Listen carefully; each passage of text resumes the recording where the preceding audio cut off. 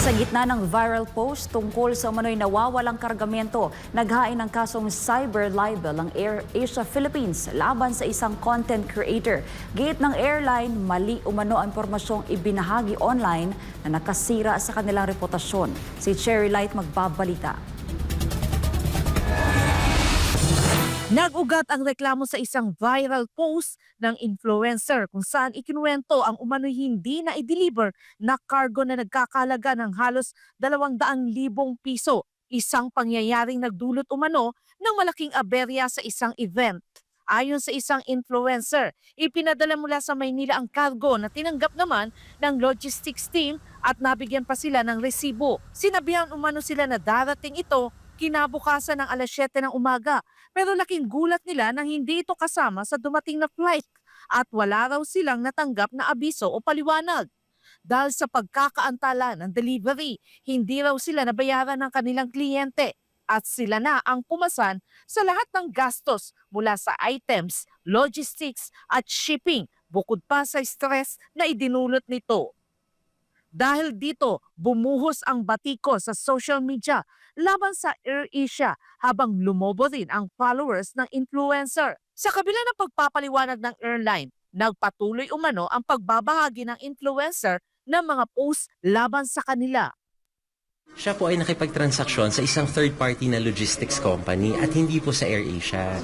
Ngayon, yung kadahilanan po kung bakit hindi nailipad yung kanyang kargamento ay inako po mismo ng logistics company yung pagkukulang o pagkakamali. Pero ang binanatan niya po sa social media ay AirAsia. So, nag-reach out po kami sa kanya makailang beses. Pinaliwanag po namin sa kanya yung dahilan. Gate pa ng AirAsia, hindi sila ang direktang tumanggap o nagproseso ng kargamento, kundi isang third-party logistics provider. Ipinanto rin nila na ipinaliwanag na ito sa influencer. Ngunit sa halip na itama ang viral post, dinilit lang ito at pinalitan ng panibagong content. Ayon kay Dailisan, unang pagkakataon ito na naghain ng airline ng opisyal na reklamo laban sa isang influencer. Gusto rin namin ay maging aral din po dun sa mga content creator. Kinikilala po natin yung kanilang karapatan, yung kanilang kalayaan na ipahayag, yung kanilang saloobin. Pero dapat responsable rin po tayo. Lalo po't merong mga reputasyon na nasisira, merong pong mga kumpanya na gaya po namin na naapektuhan. Reputational damage is not quantifiable. So as much as we want to give kung ano ba talaga yung loss ng aming brand, ng aming company, but considering that reputation is subjective siya sa tingin ng ano natin ng mga passengers natin, ng mga clients natin, customers natin. Tiniyak naman ng National Bureau of Investigation na agad nilang aaksyonan ang inihaing reklamo. So, gagawin namin agad ng magagawa namin. Alam mo, once and for all, itong mga vloggers na to, magkaroon lang ng content, nakakasira na ng reputasyon ng tao, ng mga corporation like AirAsia. No? Kaya dapat masawatan natin ito. Dagdag pa ni Santiago, maging siya raw ay naging biktima ng maling impormasyon online. Nakalagay litrato ko. Nakalagay 1 million per month allowance ng mga opisyal.